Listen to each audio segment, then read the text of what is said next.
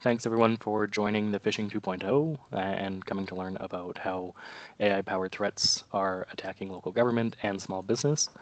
I figure the webinar is probably going to last about 30 to 45 minutes, and possibly taking up the whole lunch hour here, but I'll try to speed it up so there's a little bit of time to eat at the end.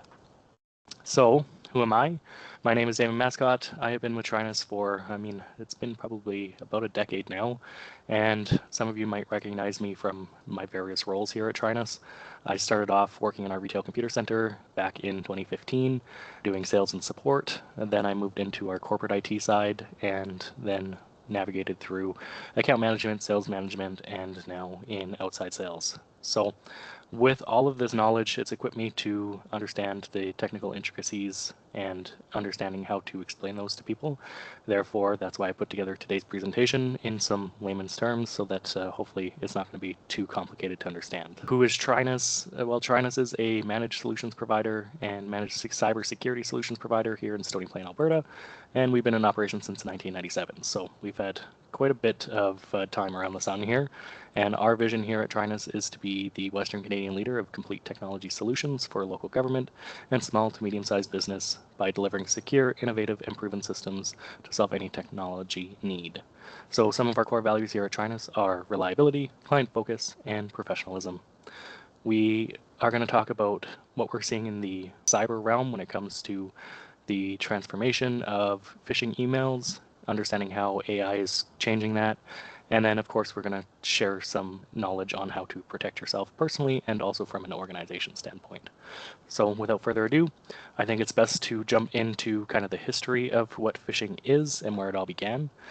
And so let's just talk a little bit about the origins of phishing, where it began, how it got its name, everything like that. The term phishing is kind of a play on words of fishing, right? The actual going out on a lake to fish. The idea is that it comes from baiting victims to give up their information. So the PH in phishing actually comes from a term called phreaking, which was a early hacker culture from the 70s and 80s that typically manipulated phone systems. And a little bit of a fun fact, both Steve Wozniak and Steve Jobs, prior to starting Apple, really got intrigued with the idea of phreaking and built a little blue box that used a certain dial tone frequency, which was understood by some of the phone carriers at the time, and on multiple occasions they used this little blue box to place long distance phone calls for free. It was an interesting read. I just learned about it just a few days ago, actually, where before they started Apple, they were actually doing some hacking of their own, just with the phone system, not necessarily on the computer. So very interesting there. Then we jump into, well, what kind of started the phishing era, and we got to go all the way back to 1990s. Obviously, when internet started to become a larger, we see platforms like AOL, they had hackers, and what happened was these hackers were using fake administrative accounts to message users asking them to verify their passwords. So things like AOL Hell was really popular back then because hackers could go buy this toolkit and start automating this process so that they would get users to give up their username and their passwords and then go into their accounts and start sending fake emails. So why this worked? Well, no one really had ever seen that tactic before. The trust in the internet was pretty high, if you can believe that, and the skepticism was pretty low. I mean, back then there was no reason for you to believe that AOL administrators weren't trying to contact you or reach you, so people were more than happy to give up their information, and then all of a sudden they get locked out of their accounts. We saw that in the 1990s, and then we jump to early 2000s, mid 2000s, and we start to see how phishing has evolved into email scams. They're using attack vectors such as online banking, spoofing PayPal, emails, Citibanks, and others, right? Also, at this time, we saw things like the infamous Nigerian prince scams. They used emotions to manipulate a lot of the users on the internet for greed and empathy, right? So they're trying to get people to hand over their hard-earned dollars. And most of these emails had really poor grammar, some sort of strange email address. I mean, the red flags were all over the place, but people still were handing over money here or wiring their money to these people. I mean, when I look at this, I feel like similar to the Nigerian prince scams, we still have a few that are still around today. Not necessarily the Nigerian prince asking for money, but I remember when I was working help desk tickets quite a few years ago, I recall we had this just massive flood of counselors, and organizations calling us saying that someone sent them an email about watching explicit content and that the attacker was going to release their information and they were going to release what they were watching and they're going to send it to all of their address book if they don't wire the attacker $200. And usually they'll throw in some specific information, like maybe they would have the idea that the counselor was using the ISP of TELUS or Shaw or Rogers, right? So they would just kind of take a really random guess to see which one was going to stick. And of course, people got scared because then they're like, well, how would they know that I'm using TELUS internet at home, right? And so there was a few people that I had to kind of talk down a little bit because they were ready to send this $200, because not that they were watching anything explicit, it's just that the idea of them potentially having their reputation kind of tarnished over this was high enough for them to send the $200. So again, that idea of exploiting, people's emotions to get money of their own. Other things that we saw too, and I think these are still kind of circulating around, are the typical Apple payment email saying that you've authorized a purchase of a brand new iPhone on your Apple account, and that if you didn't do this purchase, you would have to call this number, verify your credit card on file, including, the expiration date and the security code on the back. And I mean, there's been a few times where my family's called me and said, hey, is this legitimate? And I said, well, did you order an iPhone? And they say, no. Well, then it's probably not legitimate, right? But in all of these signs, they typically had bad grammar, usually some sort of strange. It was very somewhat urgent and vague requests for money and credentials, right? They didn't give a lot of information because most of the time they didn't have it and they were just hoping for some low-hanging fruit. So that was kind of the 2000s, mid 2000s, and then we get into the 2010s and we start to see things like business email compromise and the spear phishing techniques. People got savvier, attackers got savvier, and so in the 2010s we started to see things like fake invoices, executive impersonations, and carefully crafted emails to try and target specific individuals in an organization. And we started to see why this was working because, as some of you may have seen, it's very easy for a vendor of yours to have their email domain spoofed and then sending updated bank invoices or updated banking information to finance to get them to update whatever it is, and then asking for the payment in return. And then what we've seen is some organizations who didn't have a manual process to verify would send the funds actually, and then they would be out $20, $30, $60,000 in some cases, just because they knew that this vendor was legitimate, but they didn't actually take the steps to verify in the end. And most organizations would get that money back, but unfortunately it was few and far between. Then in the 2020s, we start to see the AI era. So then we start to see now phishing is a lot smarter. It's very automated. Tools like ChatGPT and some deep fake software allow criminals to mimic your tone, your vendors, your voice, and really anything that you put out there on the internet, it can pretty much mimic. So we definitely recommend, if you're putting information out on the internet, to be very cautious about what you're putting out there, because these AI tools can actually go in and understand how you speak, your voice, your tone, your face even, and be able to put that into either some sort of email or some sort of video so that they can target those people that they want to target. And then nice thing for them and kind of the poor thing for us is that the cyber criminals can now automate a lot of these tasks, right? They can just set up a large language model on their computer and say, hey, you know what, go through and check all of these municipalities' websites, see if there's any videos, and they don't even have to sit there anymore and manually go through this. They just automate it and away it goes. So it gets smarter, it gets faster, it gets scarier, and it's harder to detect. And of course, today we still are seeing a lot of business email compromise with the addition of AI, right? So I just wanted to take this time to just highlight the business compromise, or email compromise as today's threat, because just a really quick kind of made up scenario here is like, think of it like this. If you get an email that looks like it's from your boss or your vendor or a trusted partner, they have the same logo, same signature, even they have a familiar email address, but the actual email came from a scammer, and if they're using AI, it's going to be very hard to detect, especially from the way that they are able to grab that information, especially if they have some sort of video or AI generated content. It's going to be very hard to detect. And so it's something that is very easily missed today because we have a lot of trust in our colleagues, we have a lot of trust in our suppliers, It's not like it requires a huge amount of tech to pull a business email compromise off. Usually it's creating urgent scenarios like we saw back in the day, like, hey, this invoice hasn't been paid yet, just letting you know. I mean, imagine that you have a road being repaved and the attacker understands that this road is being repaved by the FATH group. And so the FATH group then emails you and says, hey, you know what, we haven't received payment for this road fix.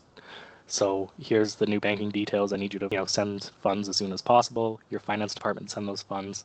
But it was actually somebody who used AI to understand and pull that information from your website, because on your website you had a newsletter saying that Path Group was going to be doing these repairs. So it makes it super easy nowadays and looks very legitimate. Just a timeline summary of the history of phishing, right? So we had the basic deception, the AOL, the handing over of passwords. Early 2000s, we had generic fraud. We had the banks, like the fake bank emails, the Nigerian princes, that sort of thing. 2010s, we had targeted fraud, so business email compromises. And then 2020s, we still have the business email compromises with the addition of AI power. So being able to really automate those processes and send many of those out that look very legitimate. And so now we've come to the state of phishing today, which we understand it's no longer as obvious as it used to be. It's really evolved into those social engineering techniques that I was just talking about, of those AIs going out onto the website, pulling that information and doing those business email compromises. And then it's even hard for savvy professionals to know that this is happening, and even some of them are getting duped. The next example here is of a very known cybersecurity company, and they actually do cybersecurity training. And some of you might know this, but there's a company called KnowBe4, and they had been compromised in July of 2024. And let's just back up and understand who KnowBe4 is. KnowBe4 is one of the top cybersecurity awareness companies, and they actually hired a IT contractor that they thought was legitimate. I mean, the attacker who applied for this position used stolen US credentials. They used AI to enhance photos and to pass background checks, and even used like a deep fake in their interview process. And the incident was part of, the North Korean remote worker infiltration schemes that they have going on. Like, they have 8,400 operatives as of 2024, and probably even more today. And that's all revolving around identity theft, AI deepfakes, laptop farms, all of these sort of things. And so what had happened was KnowBe4 hired this, what they thought was an IT contractor. And within 25 minutes of receiving the equipment from KnowBe4, they were getting pinged with a bunch of like malware attempts on this laptop. And so that raised some red flags to them, and they got it shut down within under 25 minutes. And thankfully, no data was lost, and nothing was actually infiltrated or exfiltrated out of the systems. But it goes to show you that this company that's out there to train and bring awareness to a lot of these scams that are out there was actually duped. So it's not something that can easily be detected, right? So if a security awareness titan can be infiltrated within under 25 minutes, just imagine what's possible when the attackers weaponize legitimate business email accounts at that scale, right? Another great example that I have here is a spear phishing campaign targeted at the Alberta insurance industry.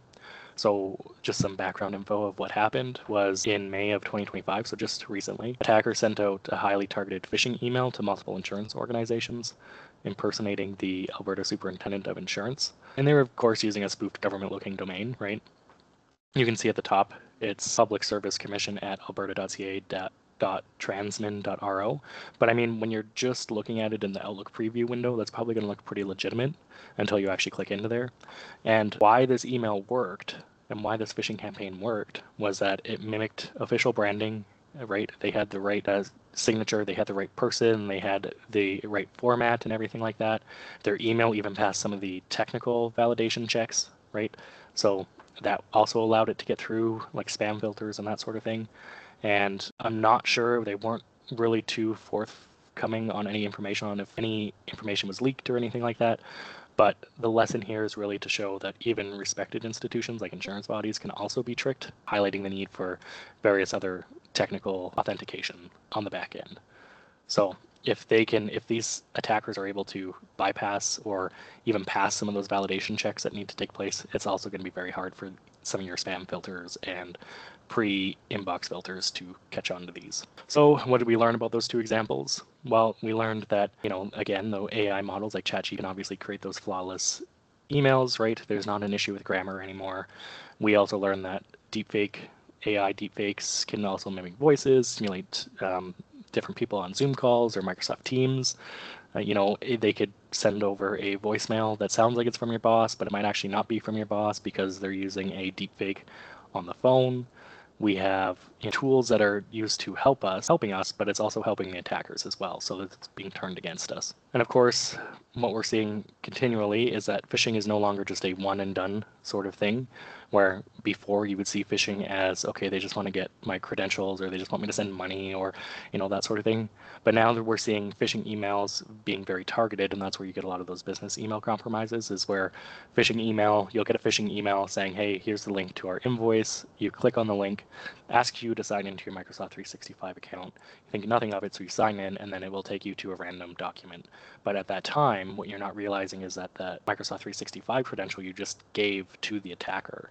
And now they're going to harvest that information, and they're going to go in there. They're going to infiltrate your emails. They're going to infiltrate possibly your network, depending on how your network is set up, and if you're using the same password for various different tools. And what they're going to do is they're going to sit dormant until they're ready to attack. So they're going to gather all this information as much as they can. They're going to see how much access they can gain to the network, to the infrastructure as a whole. And then what they're going to do is they're going to bundle all this information up, pull it into their servers, and then hit you with ransomware. They're going to hit you with some sort of data theft, or even possibly a system takeover. And then what's going to happen is you're going to have to rely on your backups, saying that you have backups to be able to recover. You're going to have to file a statement with the Privacy Commissioner of Alberta. You're going to have to create a public statement, right, saying that this information has been accessed in some way. You're going to have ratepayer information out there available, probably on the dark web of some sort. So now you've just lost a lot of trust in your organization and the people that are doing business with you. So your ratepayers, if you're an organization, you're going to have your customer data. So your customers aren't going to be happy, your ratepayers aren't going to be happy, and that's all because phishing has become a part of a larger chain of attack, right? So we still see that small to medium-sized businesses and municipalities are still the prime targets, and the reason for that is they want maximum payoff with minimal resistance. And what we see is many of these organizations still lack multi-factor authentication, proper user training. We see them with very minimal email filtering tools. We see very poor cyber hygiene, right? Actually, a stat was reported in 2024 that 76% of all Canadian small to medium-sized businesses reported at least one phishing attempt, right?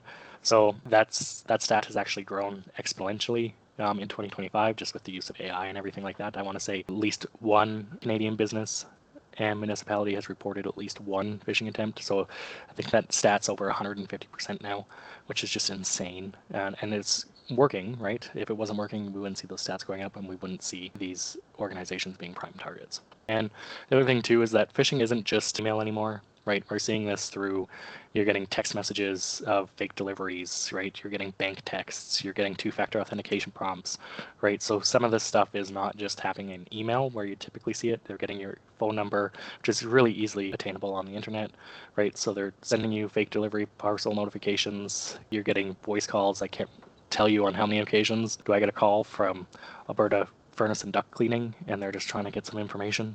Yep, I'm tired of that. You also get those CRA scams. You get we're going to arrest you because we don't have your tax payment. You get the fake Microsoft scams. You get internal IT calls potentially, right? Those are all voice calls that are happening. You get social media phishing. You get, if you're ever on Facebook or LinkedIn and you have those people, those bot accounts, right, saying, hey, you know what, you can work from home and make $35 an hour and you don't even have to leave your bed. Just contact us here, right? You have some of those happening now. So it's not just the things that are tangible. It's also just those bot accounts on social media. Other things that aren't super common but are happening is the QR codes. I couldn't imagine going through COVID and not seeing a QR code, right? Everybody went to QR codes for their menus, for their list of services, whatever, right? Enter this draw basket, scan this QR code, right? But what we're seeing now is people exploiting those QR codes to go to malicious websites, so dropping malware onto those devices and that sort of thing. So that's also happening. So the attack surfaces are pretty much everywhere now. If they can take advantage of it, they're going to. So that's one thing that we have to be diligent about. Now let's actually focus on some of the solutions that your organization can do to protect themselves, as not only as an individual, but also from the organization perspective. The biggest thing here is most offenses, regardless if it's individual or organization, is most offenses rely on what we would classify like the human firewall, so yourself, right? So despite all the amount of technology you can have, it doesn't matter if it gives you a 100% rating, you could still have your people be the best or worst line of defense, right? So, you could have two-factor authentication, right? And you get those prompts to your phone, but if you just accept everything that comes to your phone, well, then what's the point of having two-factor authentication? And I know quite a few people like that, actually, where they'll just accept everything that comes through to them, right? They get a notification, allow, allow, allow, allow, like they don't even read what's going on, right? And this usually just comes down to a few factors here, like lack of awareness, lack of verification, and they trust that when people say something is urgent or they get a email from their boss that it's actually them. They have too much trust in the system when maybe they shouldn't. So still the best line of defense is still going to be your human firewall, because you can have as much technology as you want, but if somebody's allowing two-factor authentication prompts, it doesn't matter if you have that. The other big mitigator as well, going back to the human firewall, is using a manual verification process, right? So automated filters and AI can stop known phishing tools, right? And really any other vector of attack, but they can't always detect social engineering or deepfake messages. They're just not that sophisticated just yet. So a simple human check really introduces that idea of skepticism at the right moment, right? So having that trust but verify mentality really does help in this situation. The idea is that if you get an out-of-band confirmation email, or if you get an email in regards to changing payee information, just take a minute, pick up the phone, dial the number that you have on your file, not on the email, but what you have on your file, and just verify the other person on the other end is actually trying to update the payee information, because that's going to prevent having to go back to your bank and say, hey, you know what, we didn't actually mean to send these funds. It was, a scam, right? Same thing with other, like you could have a dual sign-off process. So if let's say any transfers over $5,000 means that the finance person also has to have another person, maybe the CAO, sign off on the transfer, right? So that CAO or the person in finance can be like, hey, you know what, this doesn't seem like it just doesn't pass the sniff check. So let's just take that extra step and contact them. Other things as well, documented approval trail. So if somebody signs off on a change, that information is logged in the system, right? So that it creates some accountability. If something were to change, then you know who made the change, when it was made, why it was made, that sort of thing. That accountability trail goes a long way. It allows for cybersecurity audits to take place much easier. So if you did have to try to recover those funds, you actually have a trail to go back to. And then, of course, just keep the ongoing best practices. Keep a plain language checklist pinned to maybe every workstation or cubicle, and teach staff to pause any urgent payment requests, do maybe a monthly spot check, some audits of high value transfers, because if an attacker has to go through all the scrutiny to get some funds, they're just going to bypass you and go to somebody else. It's always better to have some of those manual verification processes in place, because it makes you harder to attack, and it also makes the attackers not want to hit you up anymore. So as an individual, you can be skeptical of urgency, double check the senders, right? So you look for small typos like you used to do. For example, if it was at TRINUStech.com versus at TRINUS with two S's -tech.com, completely different domain, completely different person trying to get contact information from you. Is just double check the senders, use the multi-factor authentication everywhere. And also, if you're getting a multi-factor authentication prompt or a text message, don't just allow it. Actually verify that it is you trying to sign in, not just some random person. Never just use the obvious, okay, yeah, it must just be me. That's just not going to work, especially from multi-factor authentication. Obviously, keep your devices updated, right? So patch your phones regularly, tablets, laptops, because outdated software is a golden ticket for attackers. One thing that I say is, if you have outdated devices, definitely don't be putting it in your council packages. Don't be putting it in your council agendas. Anything that can be public information can be used by AI to say, hey, they are using outdated software, so this is going to allow me to attack their systems, because we now know what vulnerabilities lie in their systems. So don't do it. Don't put it in there. Be vague if you need to in those packages. Anything public about outdated software is going to make it a lot easier for you to not be attacked. And then be mindful of AI tools. So don't be pasting sensitive information into public AI tools unless you confirm that their data is not stored or used for training, and it complies with any of the privacy and data residency laws that you have. So defending your municipality or your business, obviously some of the low-hanging fruit, the cybersecurity awareness training, going to go a long way for you. Either deliver short or ongoing sessions, not just once a year sort of thing. You maybe want to do this once a month, right? Maybe once a week, if you even have the resources to do that. You'll want to try to do simulated phishing tests, find out those that are maybe not passing those phishing tests and re-educate them through various methods, and then include multi-channel awareness in those training sessions. So maybe you do 1 month you talk about email phishing, and then maybe the next month you talk about text message phishing, and then phone phishing and social media. So it doesn't have to be the same thing every time. You can change it up into the multi-channel awareness just so people are being aware and actually will benefit you from a cyber insurance perspective as well, because then you can say that you are doing the training. Other things you can have is email protection tools. So like I was talking about, the anti-spoofing technologies, the email pre-filtering. So before it even hits your inbox, it's being filtered and looked at. Some of the technical side of things like SPF, DKIM, and DMARC. Those are just very basic technical email verification systems that happen on the back end. You have sandboxing of unknown attachments and links, meaning that when you get sent an attachment or a link, it goes through a sandbox. The sandbox will open that attachment, verify that it's safe, and it allows it to your inbox. You also have real-time link scanning. So those that are TRINUS clients may have seen this, where links will come through and they have been scanned, and so the URL might be a little bit different. So when they open it up, it will also scan to verify again, and then it will take them to the right page that has been sent to them. Having an incident response plan, so having a plan for what happens when someone clicks on something that they shouldn't, who gets notified of that, how do you contain and recover that potential breach, right, or that potential malware, or whatever the case is, but having a documented plan of, okay, this is what happens when this happens, then who gets notified, what's the chain of command. All of these things are going to be very helpful, rather than if somebody does click and you don't have an incident response plan in place, then it's just kind of all hell breaks loose and nobody knows what to do, and all of a sudden there's a larger issue at hand. And we continue on here, we have access controls, so that idea of principle of least privilege, so making sure users only have access to what they need to have access to and nothing more, right? We don't need to have everyone having administrative privileges over the entire network just because it's easy, or it's easier than trying to go through and figure out what they need to have access to. If that's the case, your organization is probably going to falter very fast in times of breach or malware. You can also segregate your networks out, right? This is something that we do for a lot of our clients as well. So if you have a SCADA system or of things systems, so like maybe an HVAC system or something that does have capability of plugging into the network, well, why does it need to sit on the internal trusted network when it can sit on its own network? So if something happened to your internal network, your SCADA system isn't going to release a bunch of wastewater into the clean drinking water, or vice versa, however that works, right? So you want to segregate those out. So if you do have a breach in one area, it's not going to affect another. Other things you can do, obviously partner with an MSP or MSSP. So if you don't have a managed IT provider or security provider, you could always look for partners who do third-party audits, offer co-managed environments if you do have an internal IT team already. And you want to look for something that's going to provide 24/7 monitoring through a security operations center. And then, of course, your last line of defense would be your backup and recovery. Right, so you want to try to implement at least, at a bare minimum, a 3-2-1 backup process where you have 3 copies of your data on 2 types of media and probably 1 offsite or air-gapped cloud-based system.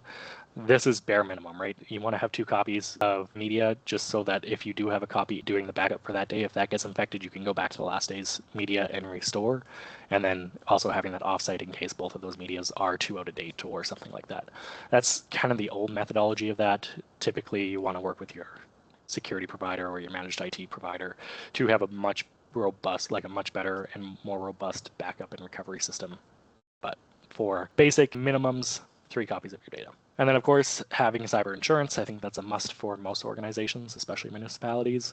You want to look it over and make sure it helps cover things like data and recovery and IT forensics, legal costs, notification and credit monitoring for those affected individuals, business interruption, and ransom payments if permitted. So you just want to make sure you're getting the right policy, right? Because not all policies are going to be equal. So you just want to make sure you're going through it and making sure that you obviously have the tools that they recommend in place, right?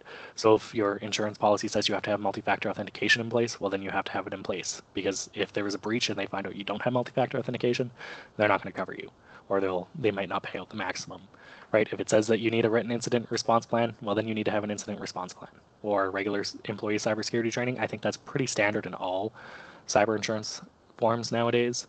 And same thing with proof of backup and patching protocols. So if you're doing all of those, then great. You're going to be covered from a cyber insurance perspective. So just kind of like a bonus tip, insurance, even if you have it, doesn't necessarily replace good security, right? Like if you think about it in a car insurance perspective, it's helpful for after the crash, right? But it's even better when you combine it with things in your car like brakes, maybe some airbags, maybe driver's training or safe driving, right? If you're not doing any of those or you don't have any of those, well, you might be in a lot of pain after the fact. And, the insurance company might say, why did you not have brakes? Why did you not have airbags? And maybe you should have went through some safe driving courses. So just think of it like that. And we're just about done here. So I just want to go through what we've talked about today. We talked about the evolution of phishing. We've talked about today's threat landscape. We talked about why SMBs and municipalities are still prime targets. We talked about some real world attack vectors, those examples from KnowBe4 and the Alberta insurance industry. And then we've also talked about how to protect yourself and your organization from these real world attack vectors. So that pretty much brings us to the end here. All right, well, it seems pretty quiet in the chat. So I take it that most people understand phishing a little bit and that they might not have any questions right now. But of course, if you do have questions later on, feel free to email me directly. I will be happy to answer any of those questions on how you can protect yourself, what can you do to mitigate these phishing attempts and all of that, and be very happy to just have a further conversation if that's needed as well.